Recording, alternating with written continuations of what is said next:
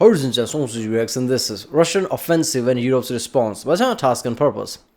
The Russian forces' winter offensive is pushing forward and gaining momentum as the war enters its third year. It's still winter there. Huh? How far have they advanced and at what cost to both sides? How have Ukrainian forces and their allies responded to this development on the ground? Alright, if this were any other war of history, I would say like, oh, Russia is gonna fare well in winter because they always have.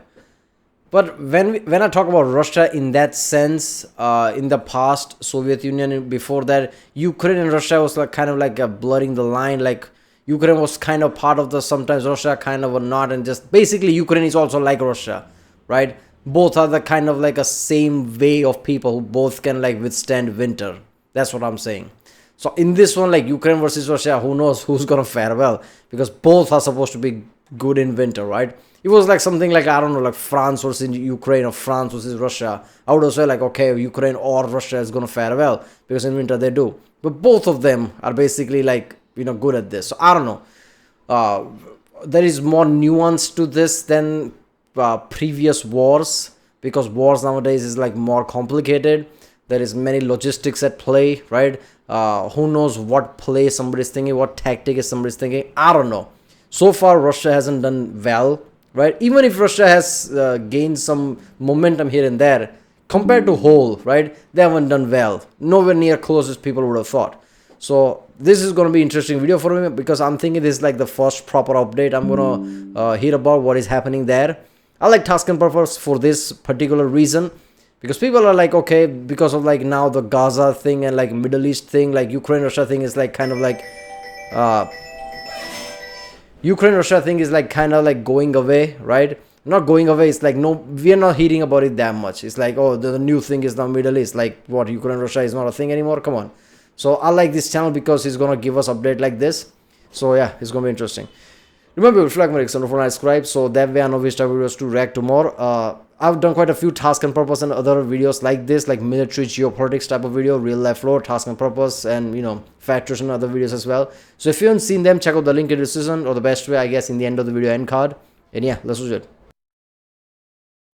The Russian forces' winter offensive is pushing forward and gaining momentum as the war enters its third year. Russian forces are launching new assaults on multiple fronts. Russia is waging a major new offensive in eastern Ukraine. How far have they advanced, and at what cost to both sides? How have Ukrainian forces and their allies responded to this development on the ground? First, we'll start with a consolidation of all the information you need to know about the situation across the front line.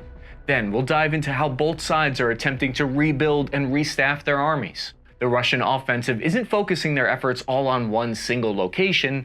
They've split their attacks along the entire front line, similar to Ukraine's strategy last year. We'll start in the central region, where they're having some more success than the other areas. And so they successfully captured the town of Avdiivka on February 17th. So far, this is the most significant gain made by their forces. But how was Russia able to capture the town? What changed here? Okay, so the first thing we need to keep in mind. Yeah, I saw the Bradley versus T90 video, which was very interesting. So basically around this town, right? Obviously, like whenever there's like guerrilla warfare element to it, like Bradley is gonna fare well. But when there's like open major battle and then like tanks are there pushing the line, yeah, T90 is gonna be better in that regard. But also like they have M1 Abrams now, the Ukraine. So I don't know. And by the way, the one who don't know, this is like a Warhammer logo. It's a Warhammer thing, Warhammer 40k. So don't mistake for something else. I don't want somebody in the comment like, why are you wearing an eagle and this and that? Or basically YouTube, if YouTube is doing hello, this is Warhammer, chill out. Is that Ukraine is critically low on artillery ammunition right now. They've been rationing their limited supply of ammo since late 2023. For example, every 10,000 rounds fired by Russia, Ukraine only fires 2,000 back. What this translates to is troops on the ground become less afraid to push forward. So does Ukraine have any chance of fixing this problem? EU members pledged that they would ship 1 million artillery rounds to Ukraine by March 2024. However, the total number actually sent was only 52% of that. Or to put it another way that a Ukrainian soldier explained it, they need 50 artillery shells to prevent one platoon of 40 Russian soldiers trying to advance. However, an unlikely solution may have just appeared. The president of Czech Republic, Petr Pavel, revealed that he just came across 800,000 artillery shells, and he said he'd be happy to help transfer them to Ukraine for the price of $1.5 billion. A dozen European countries have already agreed to contribute to pay for those munitions. Petr Pavel wouldn't say exactly where those artillery shells are coming from, because according to him, quote, most of these countries are unwilling to support Ukraine directly for political reasons, so they need a middleman. According to experts, the main location the shells are likely coming from is South Korea. These munitions would allow the EU to meet their original goal. So essentially, Europe. Hold up there. Why would South Korea be hesitant about it? Didn't North Korea give artillery to Russia? So South Korea would be like, okay, so we're giving to Ukraine. I don't know. I don't know. Europe is in a race to secure these munitions for Ukraine. But what would that actually translate to for the war effort on the ground? According to a Forbes article written by David Axe, this could mean that Ukraine would be able to reach a fire rate of about 6,000 rounds per day by spring and summer. However, that would just be a temporary solution to a much longer-term problem. For Ukraine to sustain their fight in the long term, the United States is one of the main countries with stockpiles large enough to meet Ukraine's demand. A comprehensive bill that includes $60 billion of aid to Ukraine is stalled right now in the US Congress. If they're able to reach a compromise and that aid is sent, the Ukrainian fire rate for artillery shells could go up to 10,000 shells per day, matching Russia's. Now, I don't obviously. Alright, hold up there. Okay, look, one thing I know about USA is I don't know how logistics work there. But even though when the numbers seems high, somehow they need those numbers. There was a recent thing like, okay, Biden is saying like we're gonna give this aid to people.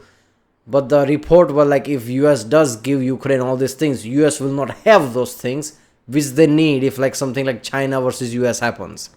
So this is not like extra thing that lying around that we're gonna give it to you. If US gives this to Ukraine, US needs that and they don't have it anymore. And it's not very easy to replace that, something like that. So we see a lot of numbers like the US has this many artillery, US has this many. If the war does break out for US, they need that. So can they give it? That's the question. Obviously don't know how that process is ultimately going to shake out, but the US government did invest $3.1 billion per year to ramp up artillery production so they could reach 100,000 shells by the end of 2025. Now, part of the reason they did this was the express purpose of supplying Ukraine. There are other factors aside from Ukrainian artillery shortages that led to Russia's advances, though. They outnumbered Ukraine 7-1 here. There were 40,000 Russian soldiers and thousands of armored vehicles, which means there was probably only 6,000 Ukrainian soldiers defending Avdiivka. New tactics used by Russian forces both in the sky and underground could have contributed to their success. An irregular formation that was made up of some old Wagner soldiers dug a 160-meter-long tunnel underneath the Ukrainian position where they detonated explosives. So the think tank called the Institute for the Study of War assessed that, quote, some Russian forces may have improved their tactical capabilities and leveraged limited tactical surprise during the final weeks of the Russian effort to seize Avdiivka, suggesting that select elements of the Russian military may have internalized tactical adaptations from conducting offensive operations in Ukraine. A Ukrainian military analyst named I mean, come on, man. Russia or formerly Soviet Union, whatever, right? They are known to be in war, right? They were in somewhat war just like US in Middle East, right? Their mercenary groups are always at war.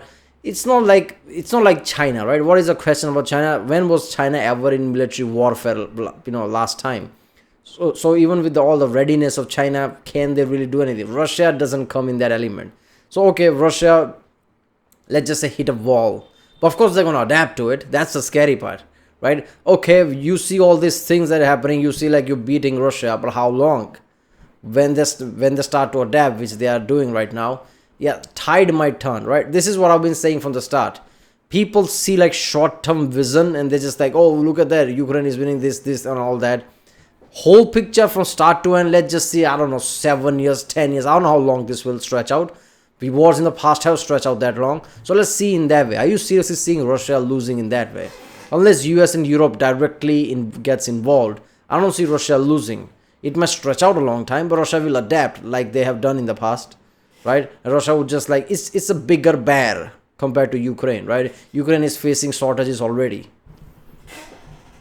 Mashevitz stated that Russian forces were able to shift their focus from the north of the coke plant to another location without Ukrainian forces realizing the shift had taken place. This is impressive because with all of these surveillance drones and thermal cameras, they were able to gain the element of surprise, which suggests an increased level of skill. The learning curve in the war was steep, but there's now evidence that lessons are being learned and tactical knowledge is being passed among the Russian ranks to some degree, which could be helping with their performance. Outside the tactical picture on the ground, there are other factors playing in Russia's favor. The Lithuanian intelligence agency stated that Russia's economy is doing better than expected because they're benefiting from high oil prices. Russia has had a better ability to offset Western sanctions than expected, with reportedly only a 10% reduction in their ability to source Western. Okay, I don't want to pause too much, but I think West has forgotten one thing. During the Iron Curtain, Russia was doing their own thing without any trade to the world. Okay, that has been the thing of the past in multiple decades, but that hasn't gone completely away, right? If you put sanctions there, don't do trade with it, even though like population struggles, they're gonna be fine. On top of that, they have resources. The most important resources on the planet that everybody needs. Nobody have really thought that Russia is going to suffer in that way, right? Okay, maybe as a population as a whole might suffer, but come on, like current, Kremlin's going to care about that. As far as war effort and like what's going on, are they going to suffer really that level that West thought with the sanction and things, right? If you put sanctions on India, India might suffer because India's not fully, let's just say, like, do their own thing, right? They do half of their thing, half of that rely. So China kind of like 70-30, but Russia is known to do like 90-100% of self-reliance, right? Even if they lose somewhat. So basically like that. Technology components, and they need to build their weapon systems.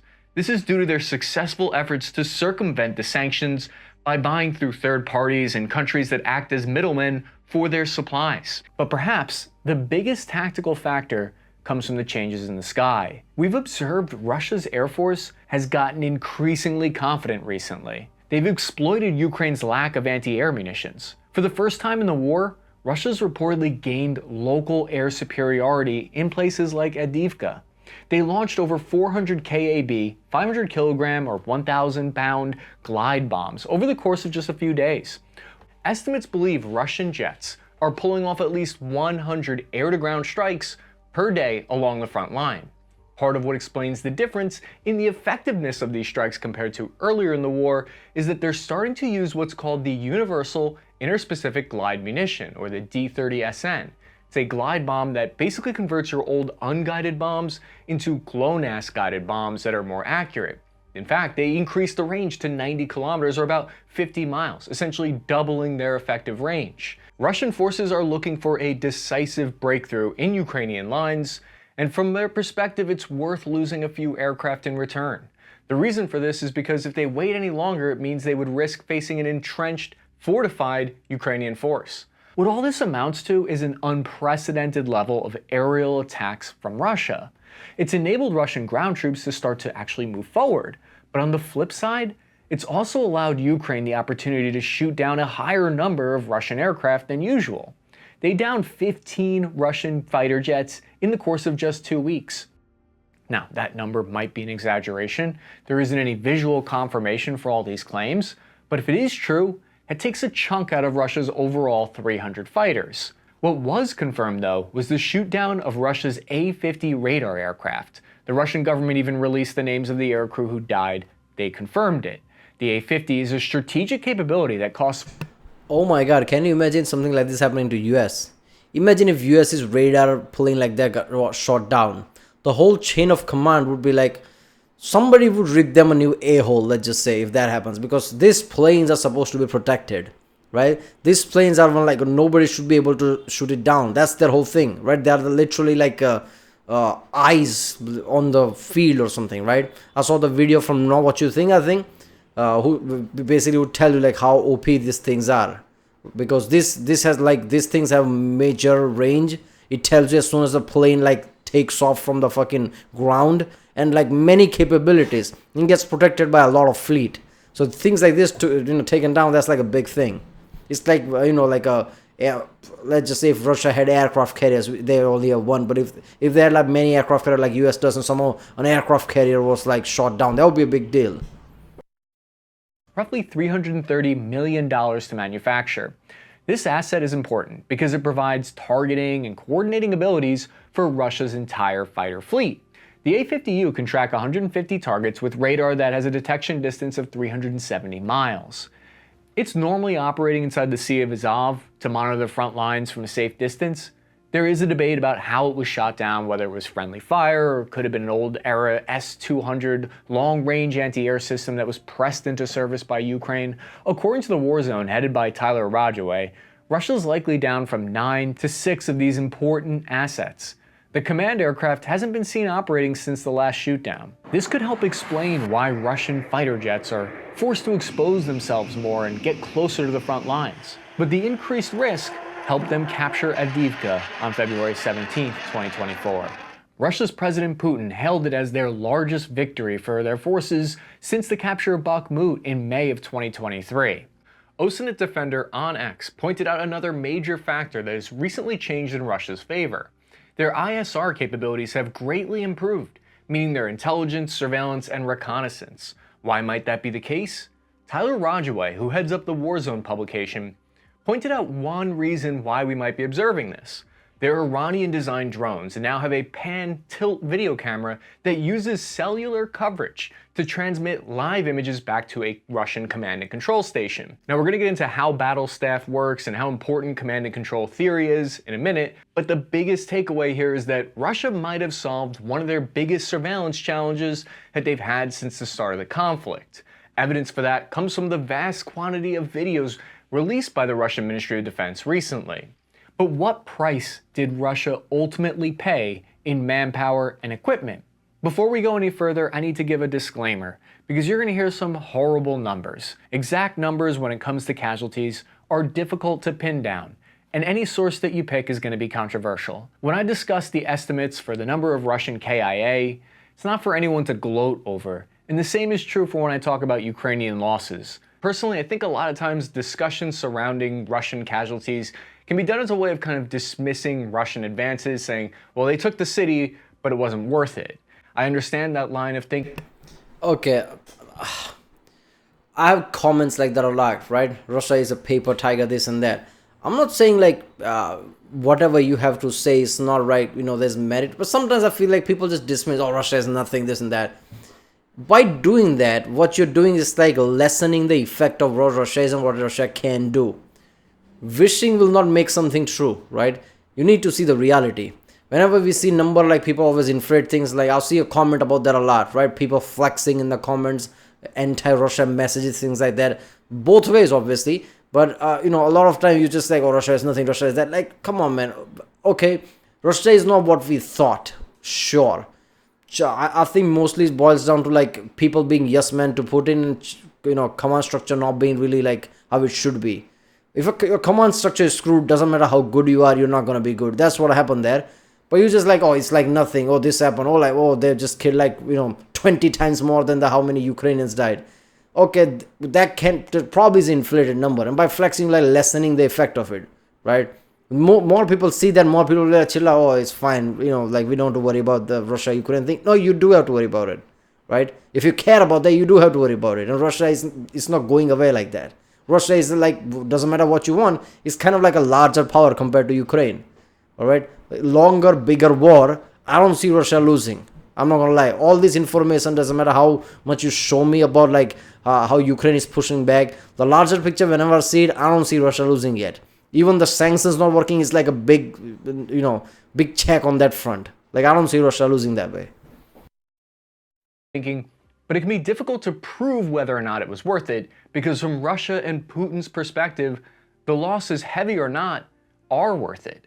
And we'll see why that is from their point of view when we get into attrition. So the reason I caution against thinking that way is because you could very quickly start to underestimate your enemy. The point of talking about these numbers isn't to look at it like it's some kind of scoreboard, because they actually don't tell us that much that's useful about which side is closer to reaching their overall objectives. It does help us gain a sense of the scale of the devastation of this conflict. Keep in mind, when we talk about 10,000 casualties, we're talking about enough people to fill a large convention center. The number given by a pro-Russian military blogger named Andrei Morozov is 16,000 Russian casualties. Yeah, whenever I see those World War II numbers about 10 millions and 100 millions and things like that, we get desensitized, right? Like, what does 10,000 means? 10,000 is not a small number. Really picture 10,000 and like, what the fuck? And 300 vehicles lost. Most sources indicate the losses were high, but less than compared to Bakhmut. Open source numbers claim that Ukrainian losses were around 5,000 to 7,000. So a combined over 20,000 people whose lives are gone or changed forever. Ukraine confirmed in February that they've lost 31,000 KIA, which means many thousand more are wounded. It's possible the actual number is much higher.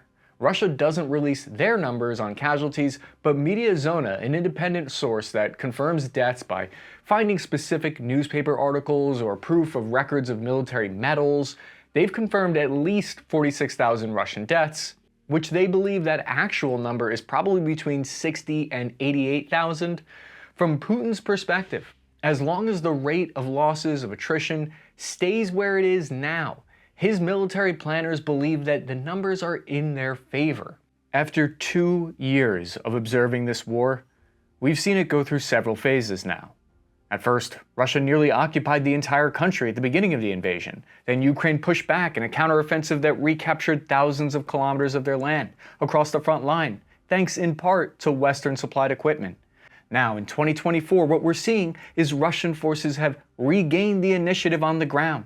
So far, they haven't captured large amounts of territory, but what they have done is they've regained the strategic initiative, which means they're able to attack at a time and place of their choosing. And that could lead to further territorial gains. According to Ukrainian leadership, another problem that they've run into has to do with command and control. Tatarigami is a former Ukrainian military officer closely plugged into what's happening on the ground. He said, "While some argue that the withdrawal from Avdiivka was timely, our assessment suggests that an earlier retreat could have reduced losses." Some interviewed participants reported not receiving official orders and chose to retreat at their own discretion due to the deteriorating tactical situation. So, how do all these tactical decisions even get made? This is the responsibility of the command center that's in charge of something called battle tracking in the military. The new commander of the Ukrainian military, Colonel General Oleksandr, said, quote, "certain shortcomings and miscalculations by commanders on the Avdiivka front lines, which directly affected the sustainability of defense in certain areas." He suggested he needed to replace some of his staff officers who were, quote, "not aware of the situation and directly endangered the lives and health of their subordinates." What he's talking about here is that concept of battle tracking staff. This is a key concept to understand in war. Battle staff are officers located in a command post who collectively assist the commander in visualizing the battlefield. A lot of times these are military intelligence guys. They make recommendations to the commander for tactical decisions. Battle staff are Basically, any movie, there's a guy behind a laptop tells you where to go, watching the footage and things, something like that. Usually located in what's called the TOC, or Tactical Operations Center. These guys are glued to the radios, monitoring platoon leaders, updates, and creating a visual picture, usually on a map, of the conditions on the ground. Battle staff have an incredibly important job. And when they're squared away, firing on all cylinders, they can have a major impact on the outcome of a battle.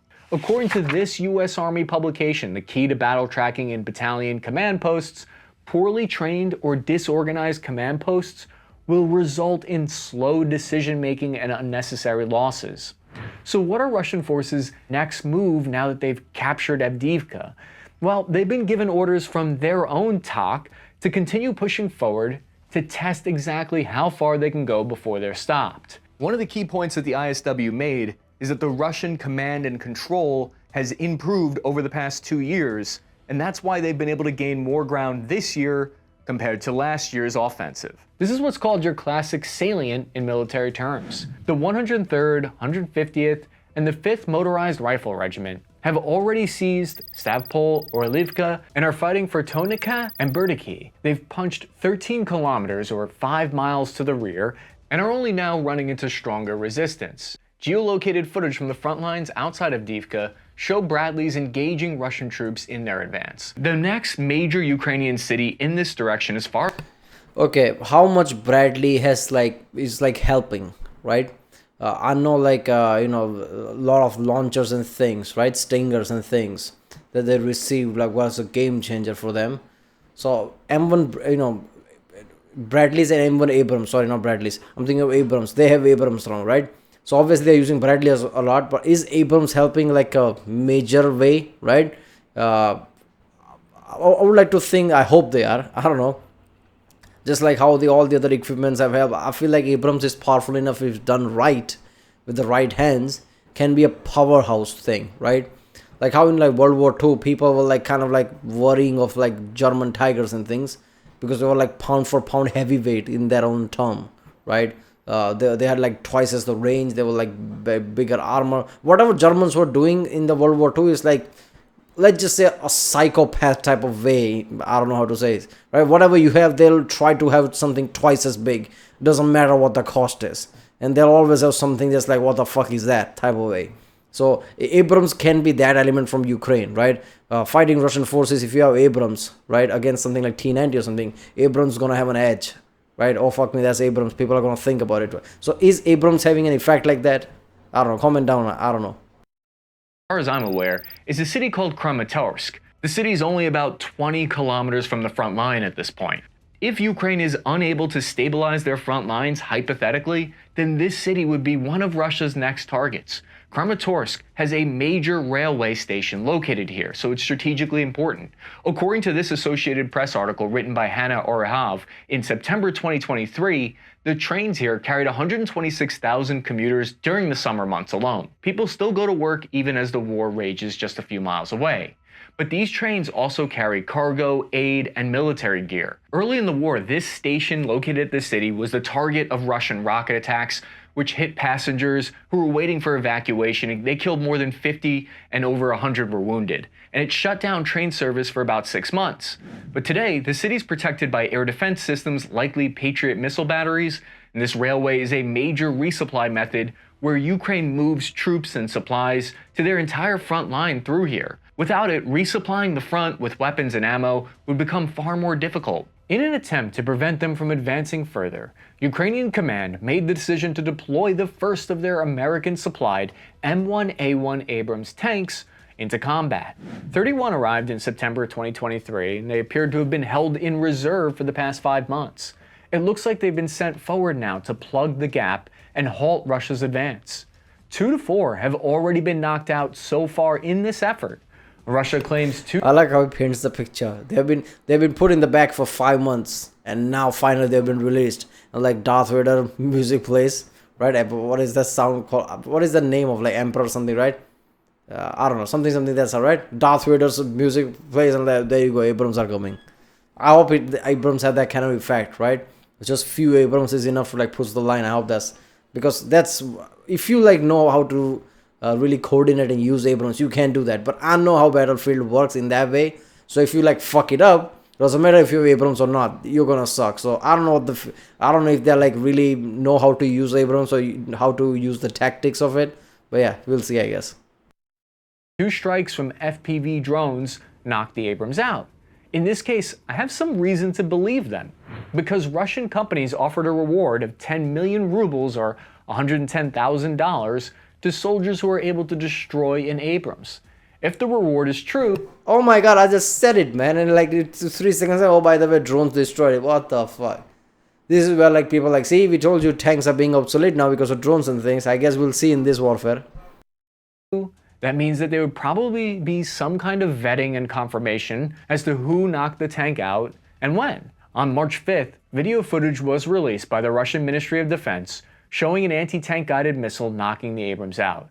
Another M1 appeared to have been a mobility kill from a landmine based on visual evidence of its thrown track and analysis from OSINT Defender on X.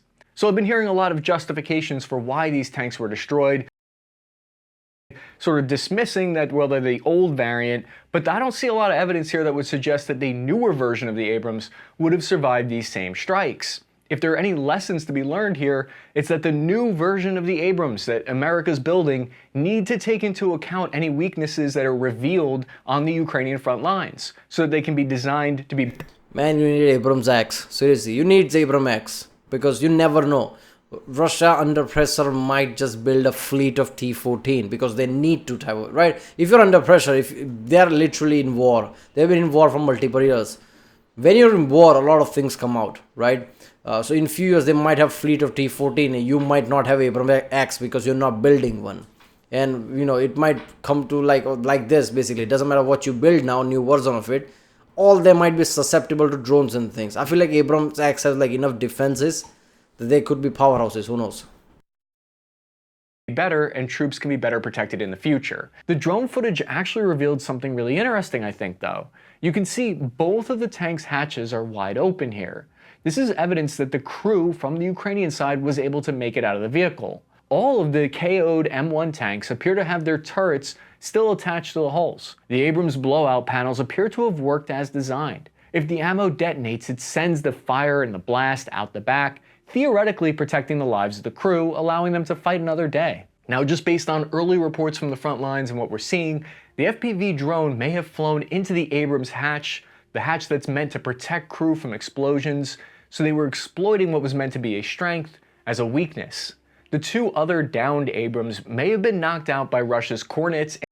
I mean, you need to think that when you build it. I mean, come on, man. You build a hatch, safety hatch, but if like the safety hatch can be used as like an offensive thing, that's an oversight, isn't it? I mean, obviously in the today's world of precision attack, they can precisely attack that point with drones and things. Why not? Anti-tank guided missiles.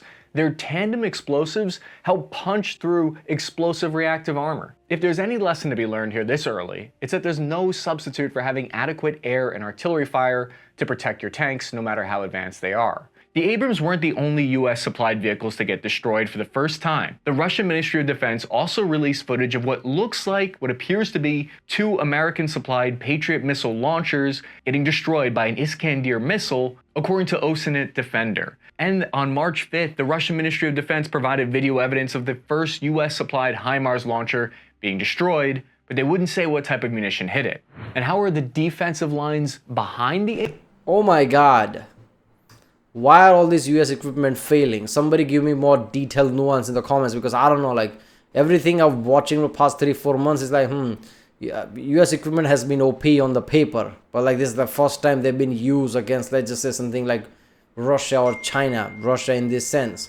US is not directly at war, but US equipments are at war with Russia. And how are they getting destroyed like this? I don't know. Abrams, Frontelligence Insights, which I believe is a pro-Ukrainian source, claims that reports indicate that the construction of defenses have been deficient. They state combat-involved brigades were assigned to create the defenses. That's not ideal because you don't want the guys who are supposed to be pulling the triggers also be swinging the shovels.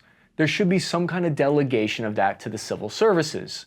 Now, engineers racing against the clock have been working to create the $500 million worth of fortifications here. It's been called Ukraine's own version of the Russian Surovikin line. They're trying to emulate what made Russia's defenses so successful. According to this report, Ukraine has 600 miles of trenches, but we don't know how fortified they are. Now, Tatarigami stated that he doesn't believe that the Ukrainian front line will completely collapse, as some others have suggested. But, much like how 2 years ago during Ukraine's offensive push, there was speculation that Russia's front line might collapse, the same is happening now for Ukraine. This potential eventuality has kicked the European countries into some action. In February 2024, 20 European leaders met in Paris to discuss the developments on the battlefield. During the meeting, French President Emmanuel Macron said there's no consensus today to send in an official endorsed manner troops on the ground. But in terms of dynamics, nothing can be ruled out.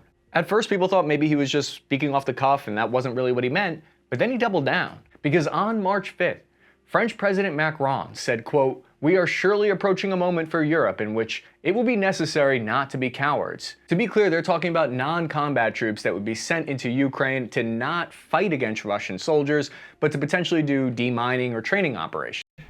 Yeah, right. So when they get shot by a Russian drone or a soldier, they're not gonna fight back, really? Okay, I see where they're coming from. If Ukraine goes down, they're creeping close to the other European countries. Who knows where Russia is gonna go? What is this, like another World War III scenario where like now they're fight with France, Belgium, who knows, Germany. They decide to attack Germany now, right? Who knows where this is gonna go? That's what they're thinking probably. So they're gonna be like, okay, we're not gonna do same thing we did at the World War II. Oh, Hitler's probably just showing some aggression. Maybe he's not gonna do this. Maybe he's not gonna. Oh my God, it's too late. He's like too aggressive now. By the way, he went through Belgium. Now he's in France. Let's make sure that doesn't happen anymore. Maybe that's what they're thinking. I don't know where to go from there, right? This is insane because nukes are involved now. Who knows where like NATO gets involved? These are NATO countries.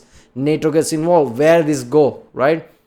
Putin just said a few days ago that, I'm pretty sure a few days ago, something like nukes are weapons to be used, which is like, okay, what the fuck? I don't know where this is going, man. I'm not gonna lie. This is intensifying. You don't know how small things can just intensify things, and now we are at the point where we can't back out, and nukes are gonna get launched. Where is this going? Is this tactical nukes, smaller nukes, big nukes? It starts with a small thing. It starts with smaller areas, but once nukes are launched, bigger ones are not far away. This is insane. But what would the catalyst or red line for French or any troops being sent into Ukraine? What would trigger that? We might know the answer to this because Fabien Roussel, a representative of France, said he was in a meeting with Macron where he referenced a scenario that could lead to an intervention of French troops, the advancement of the front lines towards Odessa or Kyiv. This has raised the possibility of putting NATO boots on the ground in Ukraine. What would Russia hypothetically do in response? Well, Vladimir Putin said all this really threatens a conflict with the use of nuclear weapons and the destruction of civilization. Don't they get that? It's unclear if that threat applies to only if they're combat troops or if they're non-combat troops. This has raised the question of whether France or NATO, under any circumstances, might send This is a major gambling thing, right? This is Casino Royale and James Bond is sitting on the table. We don't know like who's gambling or what. We don't know what's going to be the result. Is Putin really going to back that up? Fuck it, NATO's there, like troops are there, defensive, not defensive. Is Putin going to say, screw it, I'm going to launch nuke? Does he not fear his own Russia and Moscow getting destroyed? Who knows? Maybe it's like, screw it, it's inevitable. Let's use... I don't know where this is going, man. Too much gambling here, right? I don't like this, right? I don't like wherever it's like too much randomness is there. Combat troops to Western Ukraine to help with training, for instance. Just their presence alone might guarantee Russian forces wouldn't advance west past the Dnieper River in a hypothetical. So they're essentially signaling publicly that if Russia breaks through the front lines, then they might deploy troops in response. It reminds me of when the Russian government was signaling that if their front line collapsed in 2022, they would use tactical nuclear weapons. Threatening nuclear war and floating the idea of sending troops are two very different things. What I mean by that is that both statements are designed to create strategic ambiguity. So why is it France that's making these calls and not a different country? I think there's a few potential reasons why. France is the only military power in the European Union with nuclear weapons, which means Russia would have to strongly consider if they attacked French troops inside Ukraine. Analysts have several theories as to what French President Macron is doing right now. The first is that he's floating the idea to his European partners to allow for... France is known for their air force, let's just say. They were literally the first one to do it during the World War I. And they've been good, like, Dassault, Rafale and things like that. They have good planes. So a plane launching a nuke really well into Russia is not that far-fetched. France having nukes, France is the one that can kind of flex this, right? Where Russia like, okay, if we kill a French troop, we don't know where they're going. What if France launched nukes or launched a nuclear bomber towards us? What's going to happen then, right? So, yeah. Public debate and polling on the idea of European troops on Ukrainian soil. So far, it's revealed that the United States said that they have no intentions of sending ground troops. Germany and NATO officials said the same. However, Lithuania responded positively to the idea, Second theory is that he's adding strategic ambiguity to the equation. Strategic ambiguity refers to a deliberate tactic used in diplomacy and international relations where one side purposefully maintains an unclear stance on a particular issue. If your friend asks if you can hang out on Sunday and you say, "I haven't ruled it out yet," you've given a strategically ambiguous answer that gives you the leeway to either commit to hanging out or not. In theory, it can. I don't think it's that. I think it's gamble. But that's the thing, I don't like this. We don't know if this is like a, something that they actually are like he said, like something they're thinking of using or not. Maybe none of them ever gonna use nukes. They're just like gambling, like just pointing a gun at them, never thinking of shooting. That's the best case scenario. Maybe like he says, like, okay, they are really just pointing out like we will not launch nukes without literally saying it if you get involved. This is too much of a gamble. I don't like it. So yeah, it could be either way. It could be the worst case scenario, like I will launch nukes if you like get involved. But I'll say it like this, so it's just like like you seem like a gamble. I hope that they're all thinking like, okay, let's not. Doesn't matter what, let's not use nukes because everything's fucked if that's the case. Create uncertainty in Putin's mind, leading him to exercise caution when deciding just how far to push in Ukraine. Whether the strategy will work or not, or if someone is going to call someone's bluff here, we don't know yet. Some would argue there are already Western forces in Ukraine due to an old intelligence leak that revealed a dozen special forces troops from various countries were already in Ukraine. But if we believe that intelligence report, it also stated those soldiers were just there at the embassy protecting diplomats. What we're talking about here is something else entirely that can't really be compared to that. What we do know is this is one of the most significant developments, one of the biggest changes in the diplomatic conversation involving the Ukraine war since it started. In 2022, hearing these headlines would have been unimaginable. So I'm very curious to know what you guys in the Spare Parts Army, what are your thoughts on this? Is it a good idea? Is there any world where this is worth the risk? Let me know in the comments. So of course I start to wonder, is this kind of thing unprecedented, or has anything similar ever happened before in history? One historical analogy that I could find was during the Vietnam War, surprisingly. A little known fact is that between 1950 and 1965, the Chinese government sent billions of dollars in weapons, aid, and equipment to North Vietnam. Starting in 1965, the Chinese People's Liberation Army sent 320,000 advisors and non-combat advisor soldiers. This is advisor, right? I saw the Federation video. This is what they were like. You can't do this. You can't do this. What if you shoot a Chinese advisor? This is what basically what that is. Into North Vietnam to provide security in the rear lines over the course of a few years. They set up anti-air defense systems and they helped shoot down American aircraft. China provided North Vietnam with 17 million artillery shells over the period of 10 years. The Chinese government wasn't going to be okay with American troops advancing into North Vietnam right on their border. It was a red line for them. Is it possible that the European Union or NATO might have a similar red line with not wanting Russian military forces right next to 100%, that's what I said, right? If Ukraine falls, now what? Germany, France, what is coming next? And like, are they really pulling the Chinese advisor element here that they did in the Vietnam?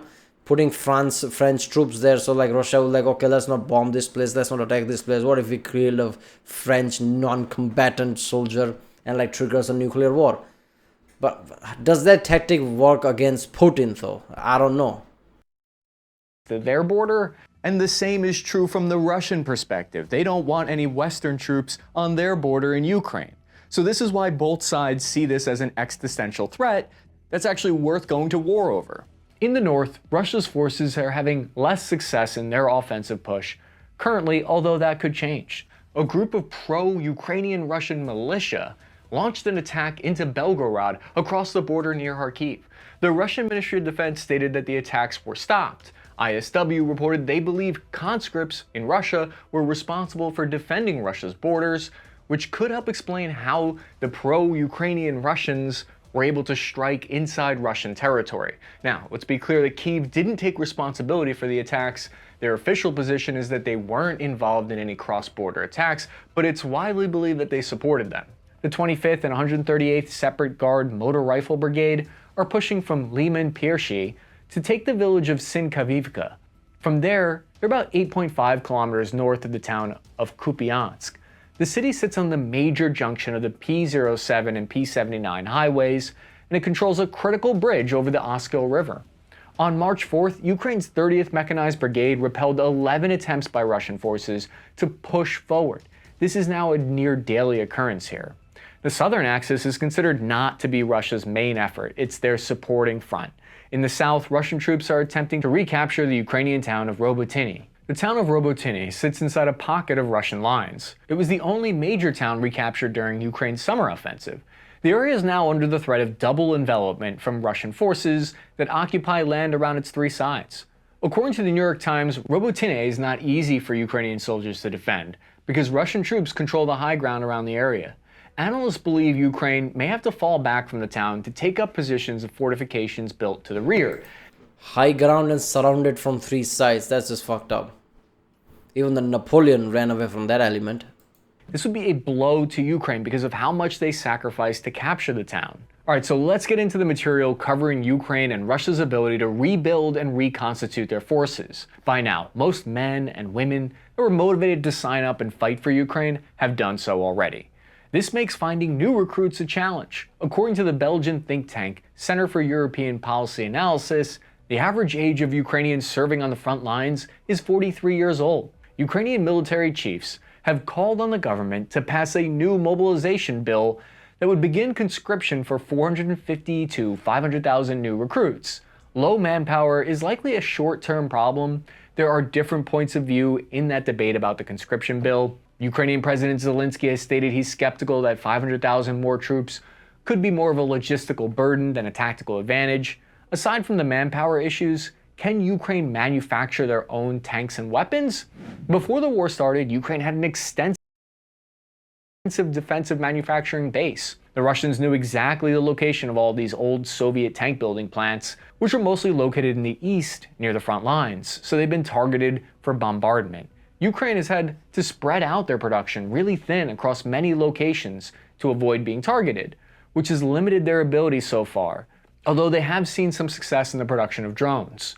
But to remedy this, the German defense company Rheinmetall is looking to set up shop inside Ukraine next year. Until then, the only real way for Ukraine to acquire vast amounts of more armored vehicles would be through the EU's $22 billion and the US's $60 billion aid plan. And what about Russia's ability to reconstitute their numbers and material? This is a small Russian town of Tula, home to 400,000 people. It's about 2.5 hours south of Moscow. Today, Tula is still one of the main manufacturers for Russian ordnance being sent to Ukraine. MPO Splav, according to current estimates, is capable of domestically producing 1 to 1.5 million artillery rounds annually, with the ability to reach 2 million annually in the near future. This is twice as much as the entirety of the EU state. This high level of production is partly thanks to the fact that Russia has a command economy that can simply order companies to produce shells. Russia's not only making shells at home. I mean, that's the thing, right? People really, don't judge Russia right, like what is their capabilities, right? Russia can just dictate things. Kremlin can just dictate things. And on top of that, they can be self-reliant somewhat. Sanctions not going to hurt them that much. This means for multiple years, they can just make shit a lot of ways, right? They can find, now they even have China in their side somewhat. And China has a lot of resources, even the rare earth elements. So yeah, Russia's going to have a lot of resources going forward. Like, is that going to be the same for Ukraine? Is that going to be the same for every other like NATO countries? Sure, NATO countries, but can they supply Ukraine without really feeling the effect for themselves, right? Are they going to face political issue in their own hometown, these NATO countries? Like, why are you like emptying your stores what if we get attacked? That is already happening in the US, right? People are questioning Biden. Why are you giving all this? Like, what if we have to go to war with China? Recent investigations from RUSI uncovered a Russian arms smuggling operation that supplied between 350,000 to 2 million artillery shells from North Korea. These satellite images show how sanctioned Russian ships loaded hundreds of containers from North Korean ports and ferried them to newly built arms storage along the border with Ukraine. As a result, Russia has between 3 and 4 million shells to support their winter offensive.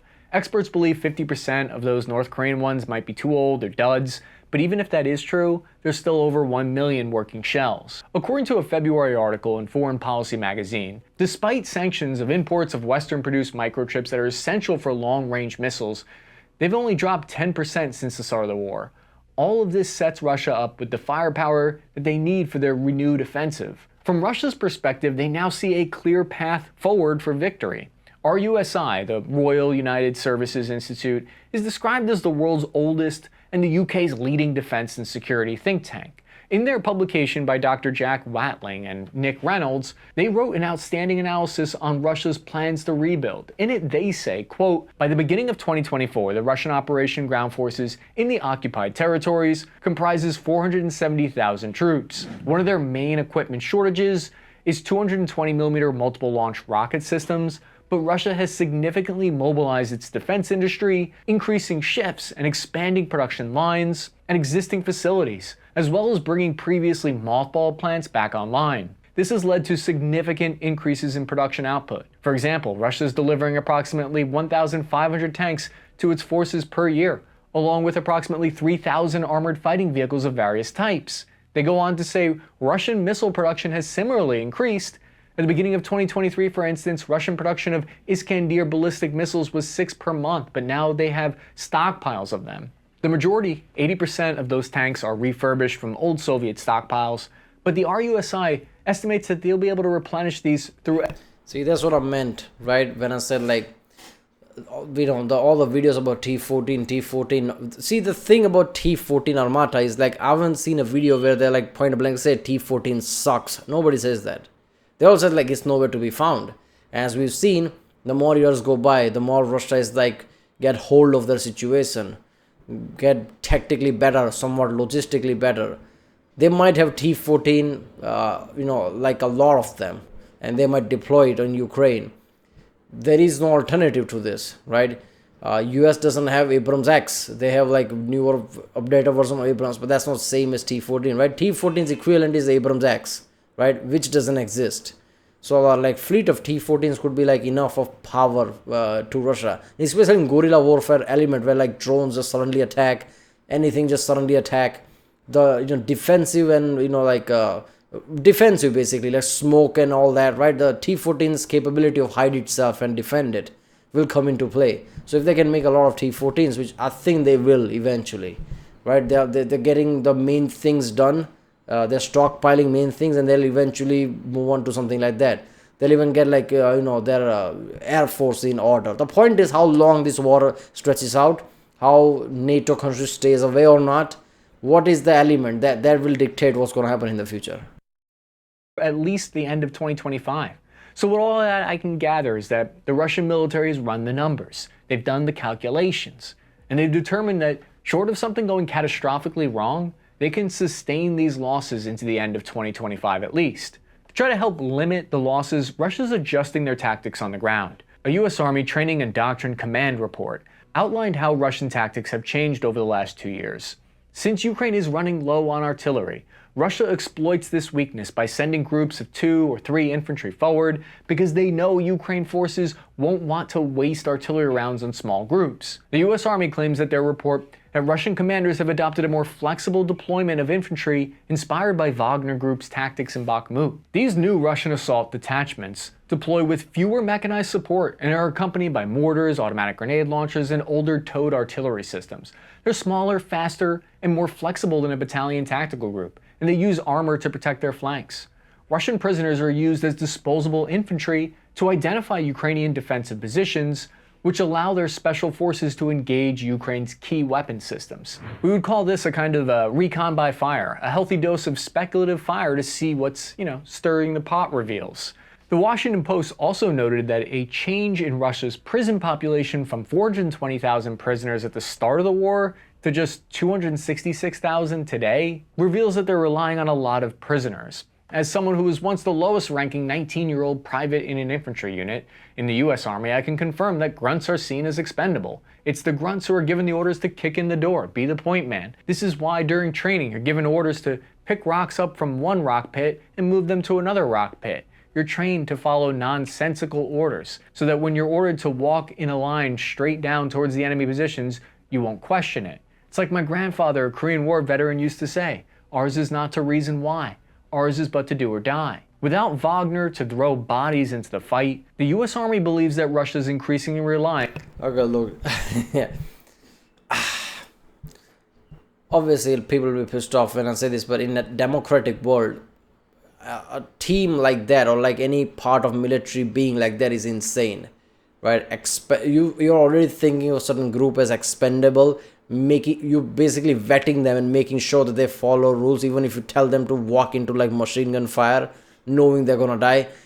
I guess I understand military standpoints, but in the overall, like in democratic world, it feels weird. Like, okay, how is this working there, right? Our ideology is working there. In like communistic and also like dictatorship type of world, yeah, like, you know, I told you go there, I don't care about you. Makes sense. In democratic world, like, how does that work, right?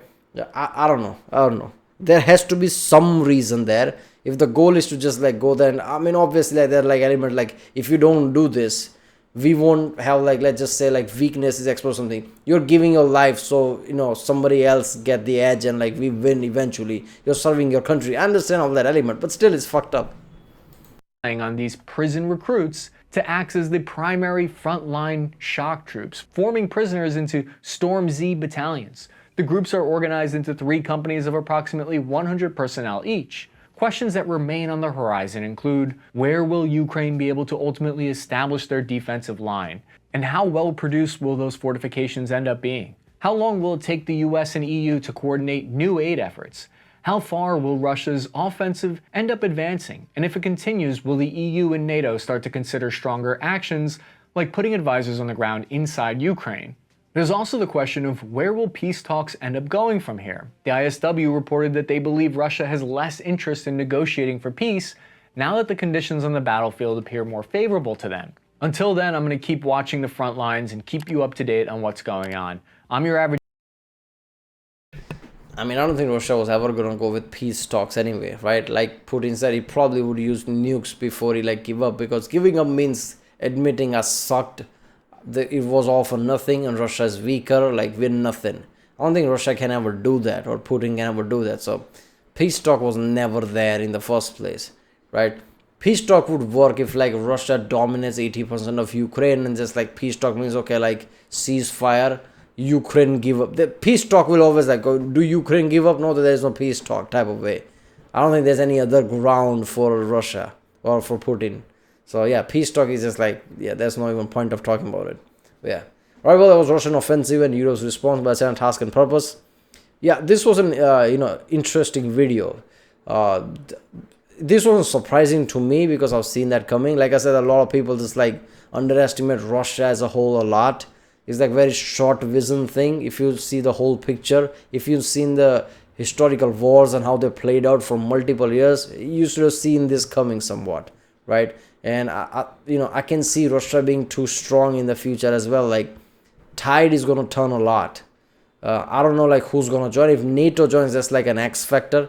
If NATO joins, things will be different. But then again, like what if nukes get involved? Like what is the if a nuke gets launched, that's something that has happened that cannot be undone now.